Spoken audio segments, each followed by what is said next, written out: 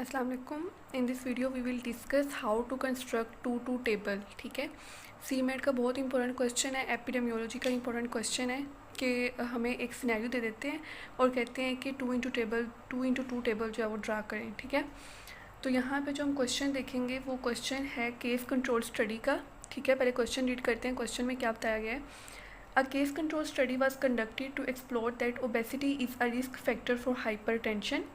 40 hypertensives were matched with 51 normotensives and data was collected regarding obesity.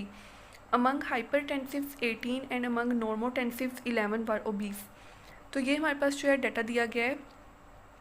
इसको अगर हम लोग 2 इंटू 2 टेबल में देखें तो सबसे पहले जो इसका तरीका होता है टेबल ड्रॉ करने का, वो हमने एक तो ऊपर लिख लेना है डिजीज़्ड और नॉन डिजीज़्ड। ठीक है, ये दोनों डिफरेंस में आ जाएंगे, और नीचे एक्सपोज्ड और नॉन एक्सपोज्ड। अब इसका क्या मतलब है कि जो पेशेंट डिजीज़्ड हैं उनमें से कितने पेशेंट्स एक्सपोज हुए, और जो पेशेंट डिजीज़्ड हैं उनमें से कितने पेशेंट्स नॉन एक्सपोज थे लेकिन फिर भी उनको डिजीज़ हो गई। ठीक है, एक्सपोज नॉन एक्सपोज जो हम बात कर रहे हैं वो इन रिलेटिव टू रिस्क फैक्टर है।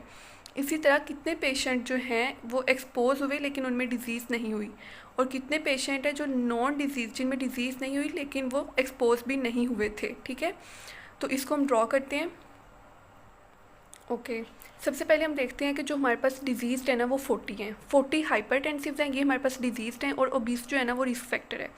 तो अब 40 हाइपरटेंसिव जो डिजीज़ तो हैं लेकिन उनमें से कितने हैं जो एक्सपोज हुए हैं। ठीक है, तो 40 हाइपरटेंसिव में उन्होंने बताया हुआ है कि अमंग हाइपरटेंसिव 18 जो थे वो ओबीस थे। ठीक है, और अमंग नॉन हाइपरटेंसिव 11 वर ओबीस।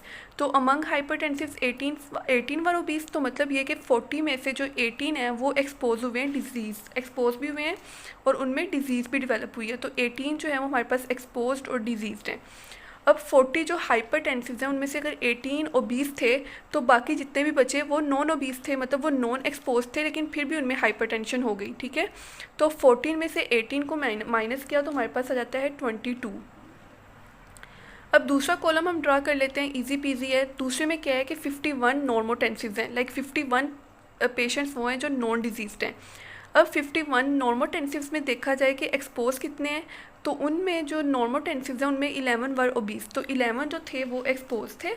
ठीक है, अब 50 में से अगर 11 को माइनस करें तो हमारे पास आ जाता है 51 में से 11 को माइनस करें तो 40 आ जाता है। ठीक है, अब नॉन डिजीज़ में से जो एक्सपोज थे वो 11 थे और जो नॉन एक्सपोज थे वो 40 थे।